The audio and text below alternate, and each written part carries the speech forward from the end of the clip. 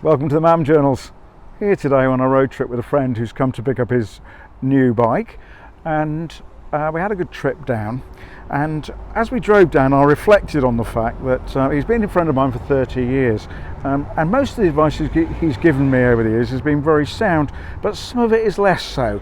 And I had to remind him of the case when he was wandering around my garage, and he pointed out, quite rightly, that I've got a lot of bikes that actually do very similar things. And he pointed to my 1000RR and said, well, now you've got that, why on earth do you need that, pointing to my GSXR 750.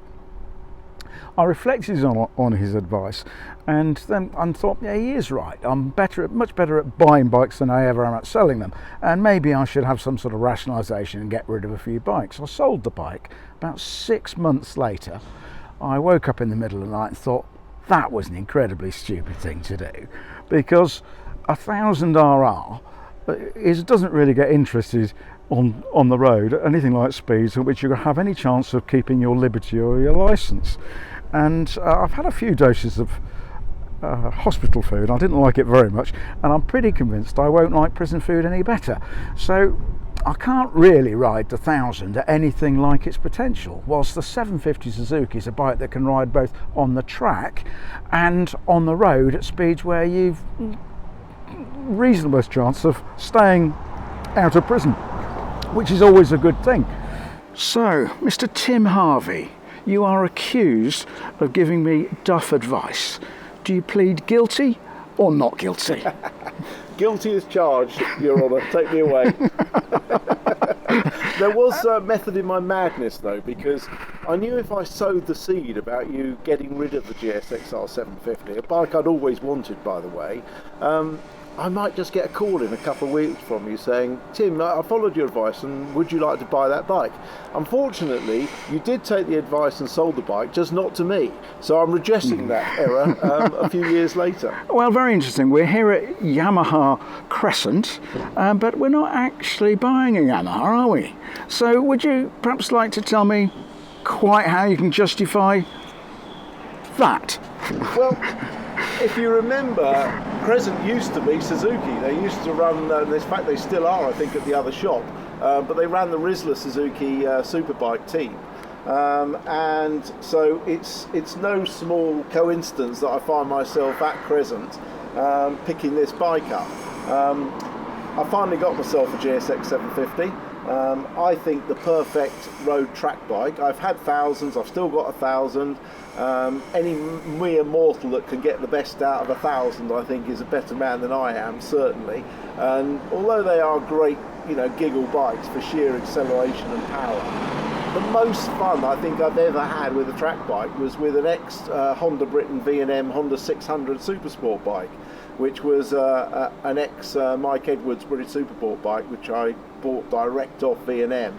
And absolutely loved thrashing it round the circuit. Yes, it wasn't the quickest, but it's all about fun on the track, isn't it?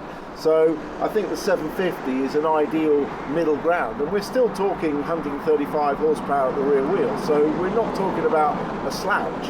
And having grown up watching World Superbikes when they were 750 Superbikes, this is the perfect CC, I think, to have a lot of fun. So what... I've never known you ride anything standard for very long. So what modifications were you particularly keen to do and why? Well, I wanted to keep the road legality, so it's still got number plates and lights. I haven't gone for race fairings and things, but key elements that I have upgraded are brakes. So we've got an upgraded Brembo master cylinder, we've got upgraded pads, we've got braided lines and race fluid, so that improves the stopping power, which with my weight on the saddle is probably a good thing. I wasn't going to mention that. On the same note, I've increased the acceleration by simply dropping the gearing. So I've taken one tooth off the front sprocket to lower the gearing, 520 chain conversion, Renthal sprockets, DID racing chain, so that's a good modification. Crash protection hopefully won't be needed. What else have we done? Put some Supercorsa SC tyres, SC1 on the front, SC2 on the rear, taken off the rear foot pegs and put a hanger on it instead. That's basically about it. but I think that'll get me going. Yeah. And whereabouts are you planning to ride a bike?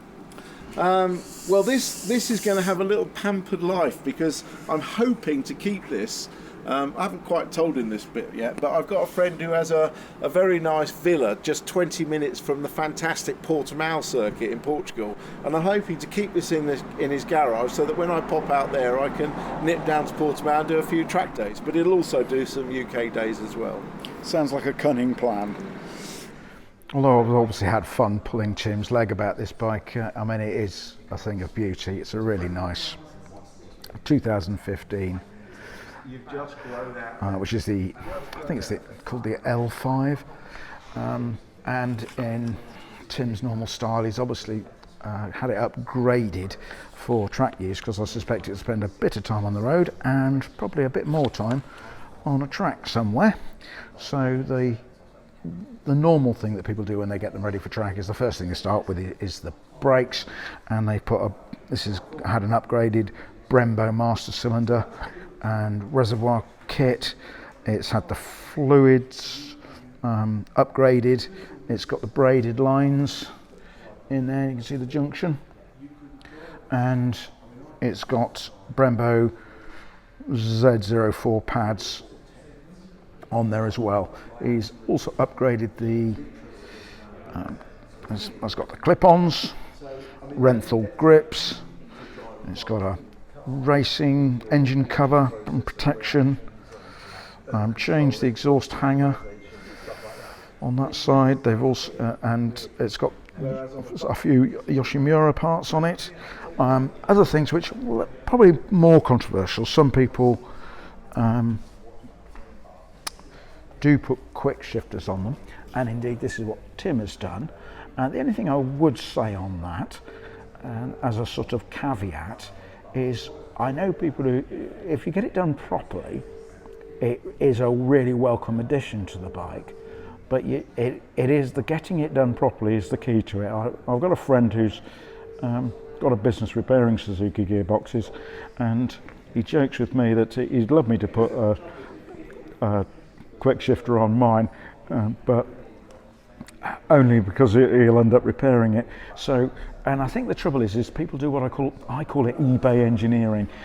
They buy a kit off the internet, they then have a go at fitting it, and without actually really having the expertise. And obviously a company like Crescent, whose history in Suzuki and in racing goes back decades. I think they're probably the oldest Suzuki dealership in the UK, and they do know what to do with it, and they've obviously not only fitted that, but they fitted the power commander to make sure it's absolutely synchronized. So done properly, it's a really good addition, but the trick is make sure you do it properly. So it was a good day out, a bit of fun pulling Tim's leg, and a fabulous bike that he's bought. I'm sure he'll ride it exceptionally well. He's a very fast rider, and we do occasionally do track days together. I go in the slow group, he goes in the proper group, and we meet for buffets. He's better at buffets than I am as well, which is all a bit disappointing. But anyway, I hope that you've enjoyed this short road trip, and as always, ride safe, stay well.